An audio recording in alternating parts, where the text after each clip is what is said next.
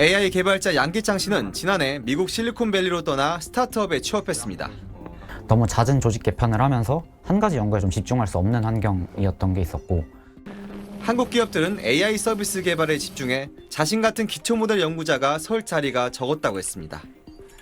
실리콘밸리에서 한국에서 경험하지 못했던 문화에 충격을 받았습니다.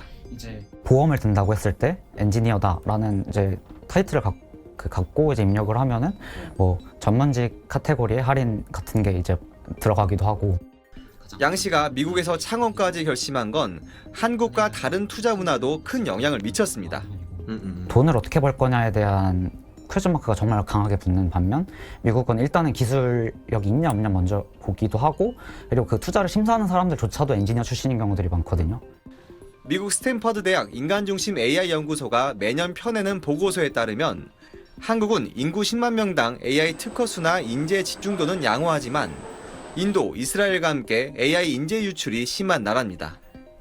이 보고서의 연구 책임자는 인재 유출입의 추세를 살피는 게 중요하다고 지적했습니다. Next year, the trend maintains itself, then that might be a moment where you might perhaps pause for concern and try to think if there's some more serious policy action that's required to balance the flow, so to speak. AI 인재 규모가 눈에 띄는 상승 곡선을 그리고 있는 캐나다의 비결을 물었습니다.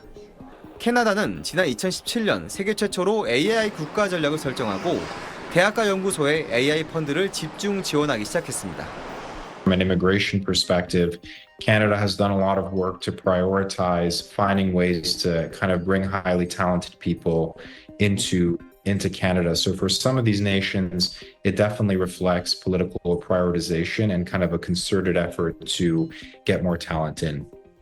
그는 흥미로운 연구를 수행하는 연구기관을 보유하는 게 AI 인재 확보의 핵심이라는 말도 덧붙였습니다. SBS 홍영재입니다. 교차로를 통과하는 승용차와 화물차를 실시간으로 인식하고 보행자는 다른 색으로 구분해 표시합니다.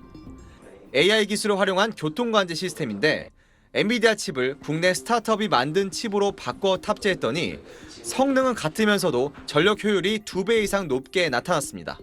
인공지능에 특화되어 있는 이제 칩으로 생각해 주시면 되는데, 거기서 연산이나 이런 것들이 GPU 대비 조금 더 추론에 좀 포커싱이 되어 있는 이런 칩이라고. 73년 전 발표된 애니메이션도 국내 AI 칩을 활용하니 화질이 눈에 띄게 개선됐습니다.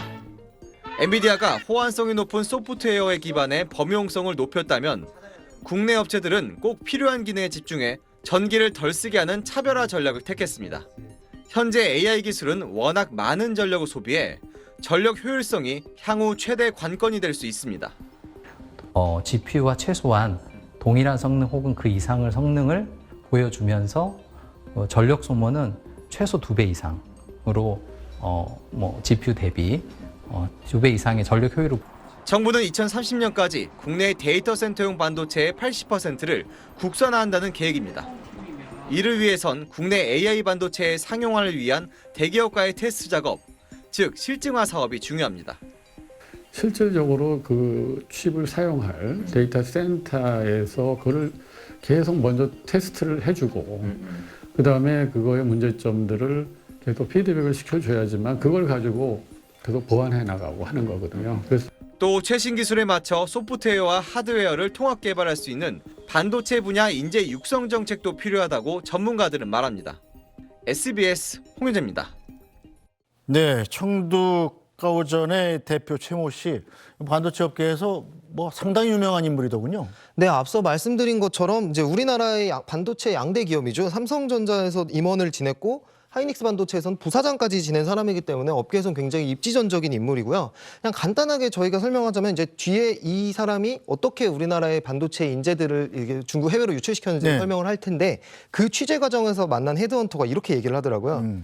이 사람이 이제 그 한국 인재들을 뽑아갈 때 네. 회사 이름도 규모도 얘기를 안 해줬다는 거예요. 그래서 그럼 헤드헌터가 어떻게 우리는 사람을 뽑냐 예. 그랬더니 청도에서 최모 씨가 하는 반도체 회사다라고만 얘기해라 이렇게 얘기를 했는데, 헤드헌터가 그렇게 사람을 얘기를 하니까 그럼 내가 가겠다. 알아. 이런 사람들을 이 정도의 그 인지도와 이런 걸 갖고 있는 인물이라고 보시면 될 것 같습니다. 자, 좀 전에 리포트에서 봤던 이 삼성전자 복제 공장이 중국에 세워질 뻔했던 사건은 지금 어떻게 처리가 됐나요? 네, 이때 굉장히 화제가 됐었는데요. 이 공장을 하나 통째로 완전히 복제를 한다는 건 정말 전무후무한 어떤 네. 유출 사건이었는데 실제로 이뤄지진 않았지만 이 사건은 지금 수원지검에서 구속 기소를 해서 현재 재판이 진행 중입니다. 네. 근데 문제는 이 최모 씨가 자신의 방어권을 주장하면서 보석을 신청했는데 예. 법원이 이 보석을 받아들였습니다. 아, 지금 그럼 불구속 상태예요? 네, 현재 불구속 상태로 재판을 받고 있고 다만 이제 출국 금지는 내려져 있는 상태입니다. 자, 그렇다면 이렇게 최모 씨가 국내 기업의 반도체 기술을 해외로 이렇게 손쉽게 빼돌릴 수 있었던 배경은 뭔가요? 예, 이걸 설명드리려면 먼저 좀 이 타임라인을 좀 정리를 해볼 필요가 있을 것 같아요. 이제 이 최모 씨가 하이닉스 부산까지 지내고 국내 여러 기업을 하다가 2015년에 싱가포르에 아까 설명드린 반도체 컨설팅 업체 네. 진셈이라는 업체를 세웁니다. 그리고 계속 이제 해외에서 반도체 자신이 이제 쌓은 노하우를 바탕으로 해외에서 반도체 기술 컨설팅을 했었거든요. 그래서 지난 2018년에 타이완의 폭스콘, 아이폰 생산 업체로 유명하죠. 예. 폭스콘으로부터 8조 원의 투자 약속을 받아내서 시안에 공장을 짓기로 합니다. 오. 그게 아까 말한 삼성전자 통째로 유출한 그 복제 공장인 거고요. 예. 근데 그 이 직후에 미중 무역 갈등이 터지면서 타이완이 미국의 눈치를 보면서 중국의 투자 계획을 철회를 해버려요. 아. 그러니까 이 최모 씨가 이번에 중국으로 들어가서 중국 정부와 접촉을 해서 중국 청두시에 이제 4,600억을 투자를 받아서 이 청두가오전이라는 업체를 세웠거든요. 네.